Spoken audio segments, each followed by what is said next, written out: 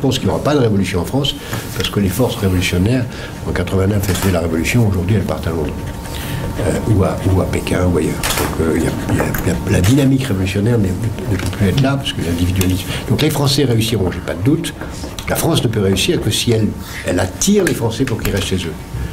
Et qu'elle leur donne une idée, voilà, dans 10 ans, vous avez un magnifique projet à construire. Si je suis jeune, ou si je suis encore en état de jeune dans ma tête, je me dis, mon avenir, je peux le construire ailleurs. Et je m'en vais, je me donne un projet. Si mon pays me dit, voilà notre projet collectif, je reste et j'y participe. Or, le projet collectif, nous hésitons entre deux. Soit un projet national, et c'est le Front National, soit le Front National ou le Front de gauche, qui de ce point de vue, même si il y a beaucoup de différences, mais de ce point de vue est le même, soit un projet européen. Et un projet européen, c'est un projet qui regroupe la gauche, une petite partie de la droite, parce que la droite est assez peu européenne, et le centre. C'est un projet européen volontariste. En effet. Mais je ne crois pas nécessaire que le président de la République actuel se fasse une majorité. La grande chance des institutions françaises, c'est que le président de la République n'a pas besoin d'être populaire. Il n'a pas besoin d'être populaire. Il n'a pas besoin d'avoir une majorité. C'est pas son problème. Il en a une au Parlement. Il n'a pas besoin d'en avoir une autre. Et bien suicidaires seraient les députés de gauche qui ne voteraient plus pour lui. Donc il doit maintenant décider, oui, je suis européen, oui, je veux aller vers une Europe fédérale, oui, voilà la France que je veux. Et pour moi, l'Europe fédérale n'est pas la mort de la France. La France, elle doit être fondée sur 3 piliers.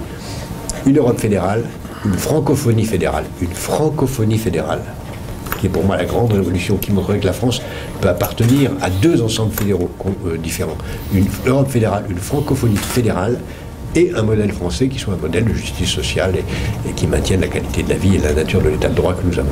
Sur ces 3 piliers, on se donne 20 ans de projet et on peut tout faire. Et le président de la République n'a pas le droit, n'a pas besoin pour ça de réinventer des coalitions.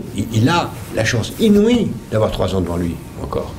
Est-ce qu'il les a encore à un niveau de popularité? Et on s'en fout de la popularité. Vous ne pensez pas qu'il y a quand même un seuil aucune importance en dessous duquel plus rien n'est possible, même si on a la majorité au Parlement? Non. Justement, il faut profiter de cette impopularité pour agir. Non, l'impopularité n'a aucune importance. D'autant plus qu'il ne peut être réélu, si tant est qu'il en a l'envie, que si ces réformes ont porté ses fruits, donc autant les faire. Mais s'il ne fait pas de réforme, il n'y a aucune chance d'être élu, ni même d'être candidat. Donc, pour moi, l'impopularité, si elle est justifiée par un projet, est la condition même de la légitimité du pouvoir. Évidemment que Jacques a raison sur le fond, sur le principe, si on avait des robots. Et en effet, je suis d'accord avec l'idée qu'il vaut mieux mourir debout qu'être impopulaire pour rien. Sarkozy a été impopulaire pour rien. Et il a été battu pour rien. Bon, et c'est ce qui risque d'arriver à Hollande. Je suis évidemment d'accord avec ça. L'Europe, c'est quoi? C'est le seul continent, la seule civilisation de la sortie de la minorité, de la sortie de l'enfance. C'est la civilisation de l'autonomie. Et c'est pas simplement la civilisation de l'autonomie sur le plan politique, ou sur le plan des droits de l'homme, sur le plan démocratique. C'est la révolution du mariage d'amour, c'est l'invention de la famille moderne. On va passer du mariage arrangé par les villages au mariage choisi par les jeunes gens, avec une question nouvelle, et c'est celle-là qu'il faut mettre en exergue, c'est la question des générations futures. Quel monde, nous les adultes, prendrons-nous de la responsabilité de laisser à notre jeunesse, pour parler comme Peggy, à ceux qui viennent? C'est la seule question qui va y regarder. Depuis 1789, 2 principes de sens ont dominé la vie politique en Europe, la nation à droite, la révolution à gauche. Quand j'étais gamin en 68, mes amis de droite gaullistes, le journal des gaullistes s'appelait La Nation, si vous vous souvenez, dirigé par Pierre Charpie, et mes amis de gauche, qu'ils fussent maoïstes, trotskistes, anarchistes ou communistes, étaient révolutionnaires. C'était les 2 foyers de sens. Comme dans un tableau en perspective, c'est le point de fuite. Hein, révolution à gauche, nation à droite. Je prétends que ces 2 grands principes, sous l'effet de la grande déconstruction des valeurs du XXe siècle, ces 2 grands principes sont quasiment morts aujourd'hui. Ils sont comme une coupe de champagne qui a perdu ses bulles. Il reste juste les purs, mais il n'y a plus de peps.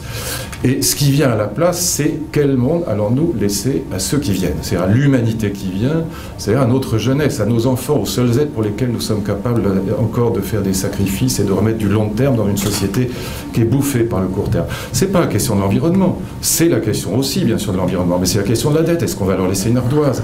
C'est la question du choc des civilisations. Est-ce qu'on va laisser un monde en guerre avec le fondamentalisme islamique? C'est la question de l'avenir de la protection sociale dans ce jeu de dumping qu'est la mondialisation. Toutes les grandes questions politiques vont se regrouper sous cette problématique-là dans les 10 ans qui viennent. Et celui qui le comprendra, et c'est ça l'Europe. Je termine avec ça, mais si on avait dit à Victor Hugo, quand il écrivait Les Misérables en 1863, qu'un gamin qui naît aujourd'hui à Paris, à Madrid ou à Berlin, il a une espérance de vie non pas de 30 ans, comme c'était le cas du temps de Victor Hugo, mais à peu près de 80 ans. Il a la santé gratuite, l'éducation gratuite, la possibilité de voyager pour 3 francs 6 sous. Il peut insulter quotidiennement le président de la République dans les établissements scolaires avec la bénédiction de ses professeurs sans être envoyé à Guernesey ou à la Bastille. Liberté d'expression totale, liberté sexuelle, liberté des mœurs. Eh bien, si on avait dit ça à Victor Hugo, ou à Fourier, ou à Bazard et Enfantin, ou à Godin, ou à Saint-Simon, à tous les grands utopistes du XIXe siècle, même dans leurs rêves les plus fous, ils n'auraient pas imaginé le 10e de ce qu'a un enfant qui naît aujourd'hui dans la vieille Europe. Dans 30 ans, il y a plus de Français que d'Allemands. Dans 40 ans, il y a plus de Turcs que de Russes. Et dans 70 ans, il y a plus de Nigérians que de Chinois.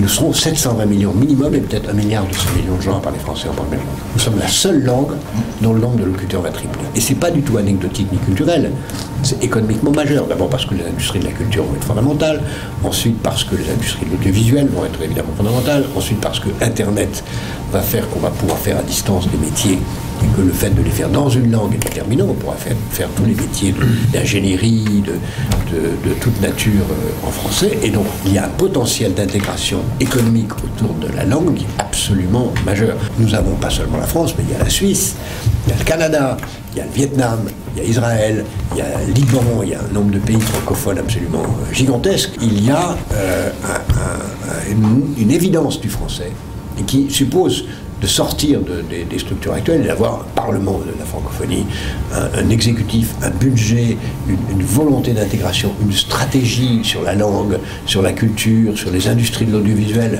C'est un projet magnifique, magnifique.